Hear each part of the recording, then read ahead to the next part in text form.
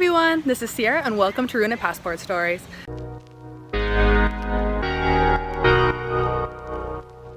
Today I'm at Rescue P.A.W.S in Hua Hin, and yeah, it's a great organization and it's kind of a part of my TESOL program and my time with XploreAsia, and I talked a little bit about it in my other video, but this video is just all about my time with Rescue P.A.W.S. I videoed with permission the person that's a part of it, so I'll just show you guys what she says. So this is the Rescue P.A.W.S clinic behind us, and then just over there, that green building you can see is the kennel. Now the kennel at the moment is almost full with dogs.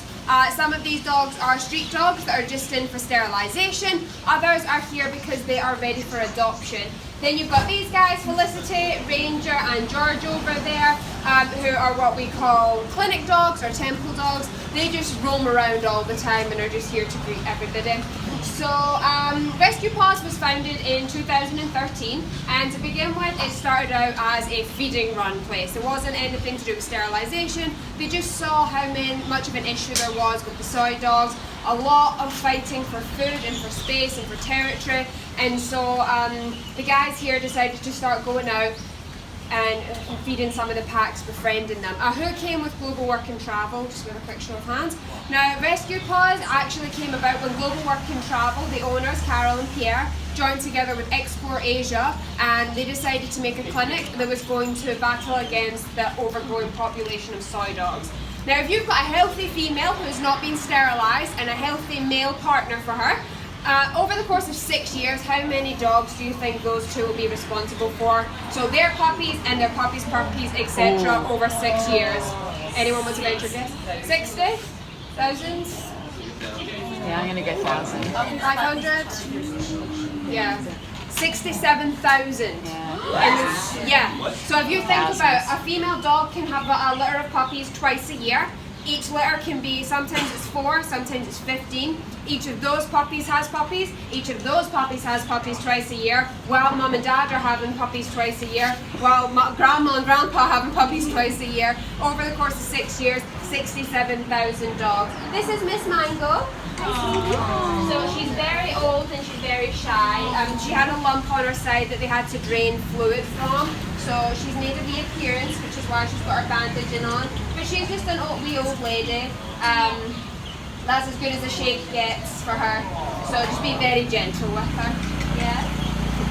So once Rescue P.A.W.S came about, they decided that they were going to not only feed the dogs that were out there, but they were going to befriend them, catch them, bring them in here and start sterilising them. Because the only way that we can even start to combat the issue is if we start sterilising. More importantly, the females, because if you've got one female and 6 males, you sterilise one male, there's still 5 males there that are able to get her pregnant. Whereas if you sterilise the female, the problem in that area has kind of been resolved. It's still important to sterilise the male dogs, but more so for the female dogs. So over the past 6 years, Rescue P.A.W.S has been going out, befriending the soy dogs around the area to be able to bring them in, sterilise packs of dogs, and then have them go back to their packs. Now, a lot of people ask us, why don't we keep the dogs here and then have them adopted out? If you guys actually have a look at the soy dogs, like to be honest, these dogs would be classed as soy dogs because they don't have a family. They're well taken care of, but they don't have a family.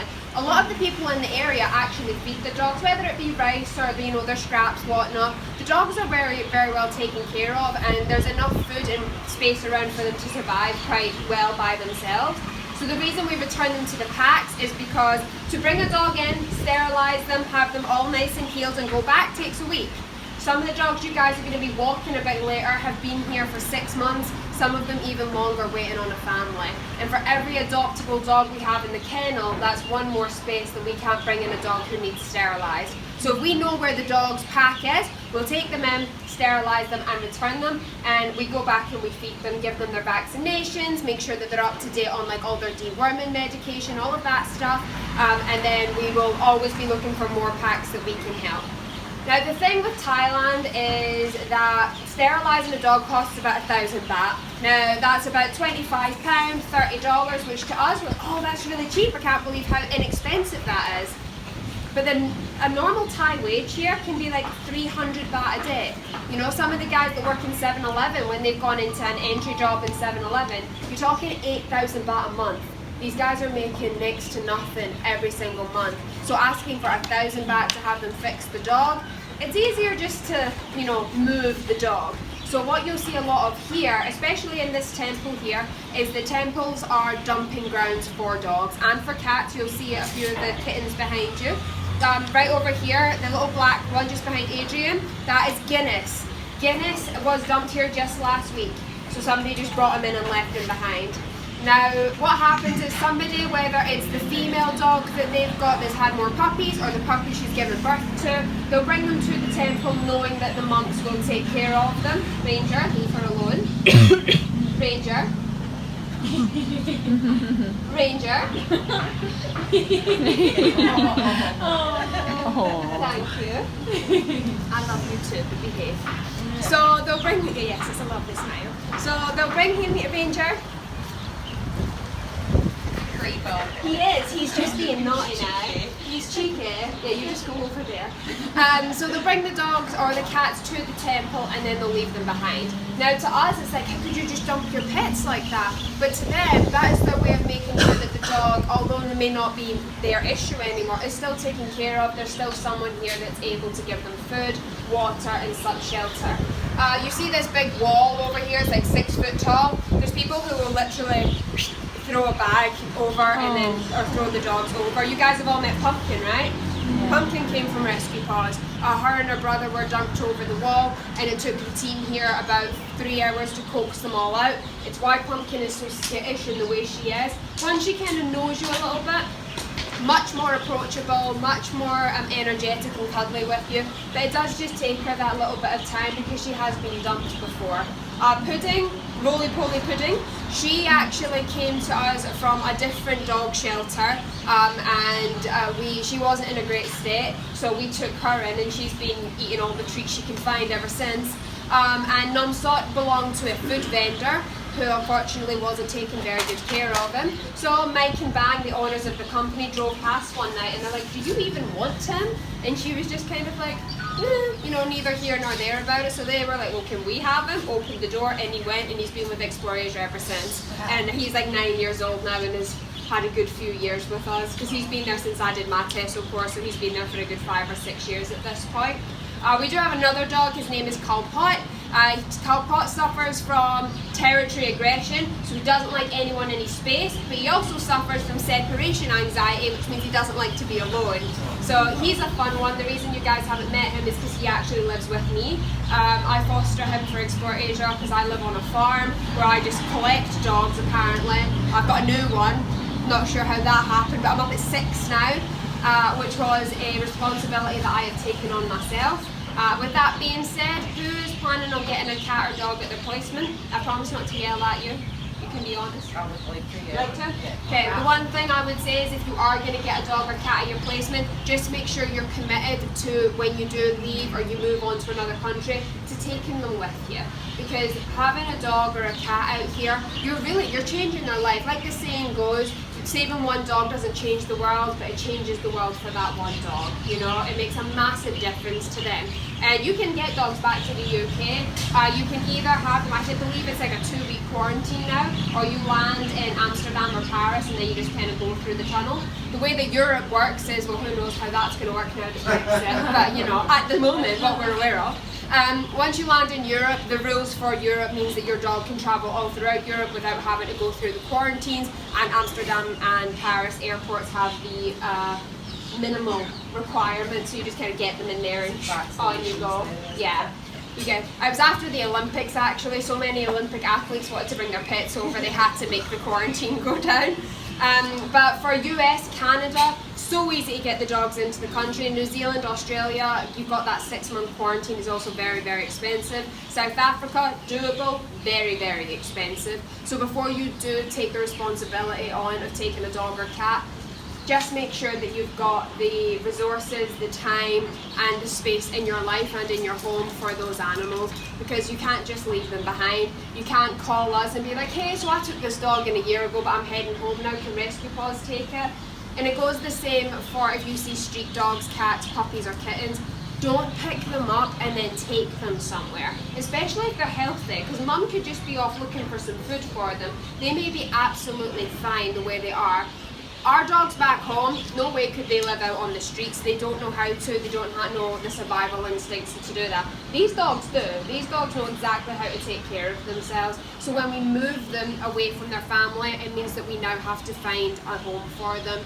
So the dogs that we have that we're going to walk today, we've got Nessie, Merlot, Pinot, Whiskey, Rum, Raisin, and then you guys are going to meet a few more of them as well. These dogs are all available for adoption, and the longer they're here, the more money Rescue P.A.W.S has to pay on their health, on making sure that they get their food, their water, their vaccines, and that's less money that goes into helping the problem.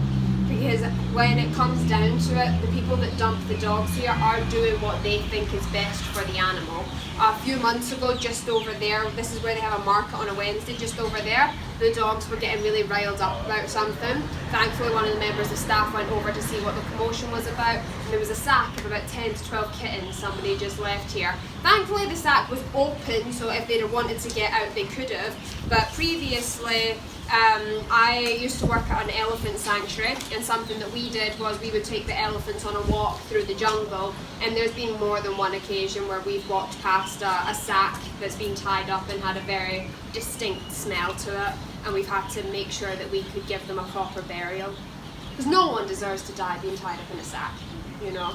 And that's where you guys come in. You guys are about to go out and be teachers. You can go into your classes, teach them about the proper pet care. We don't hit our dogs, we touch them nicely. We don't let little kids next to dogs because we don't want to make them uncomfortable. What do we feed them? How much water do we give them? How do we walk them nicely?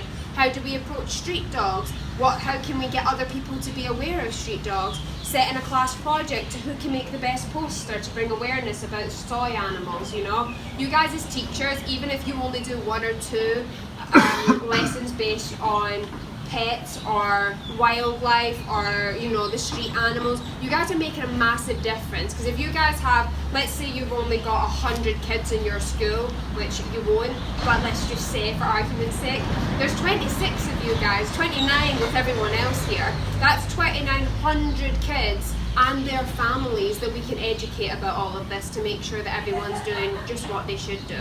Now, Rescue P.A.W.S doesn't run by itself, obviously. We've got a few staff members here, but what really keeps it ticking by are the volunteers and our interns, which is this lovely Amanda. Yes. If you guys follow the Instagram or the Facebook, Amanda is responsible for all that. She makes sure that everybody is aware of what's going on at Rescue P.A.W.S. She makes sure we get all the photos and the footage that we need, and also spreads the word about and helps to educate people on what we do here. The volunteers, they pay a fee to come in, work with the dogs, doing training, walking, cleaning the kennels. I mean, literally paying to pick up dog shit is just, that's a nice thing to do, and which you guys are welcome to come and do during your school holidays. But they make a massive difference, and it's those fees that they pay that come towards helping these guys make sure they've got food, water and somewhere to go every night. You can see how friendly all of them are because they get so much love from these guys as well, and it is really, really nice of them.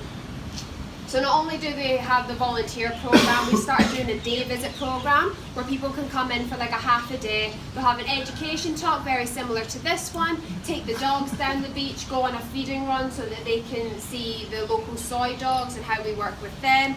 And the reason that we started doing this is, one, to bring more funds in for Rescue P.A.W.S so we can keep doing the work that we do, but mainly it's for education. A lot of people come into Thailand and they just talk, they're like, oh, did you see how many street dogs there are? Nobody cares. And then they leave it at that. It's more important that we teach Thai people what to do about the situation. You know, it's all well and good being like, you're doing it wrong. But if you don't tell someone the right way to do it, how is anyone ever going to learn? That's why it's so important for you guys as teachers to bring it to their attention.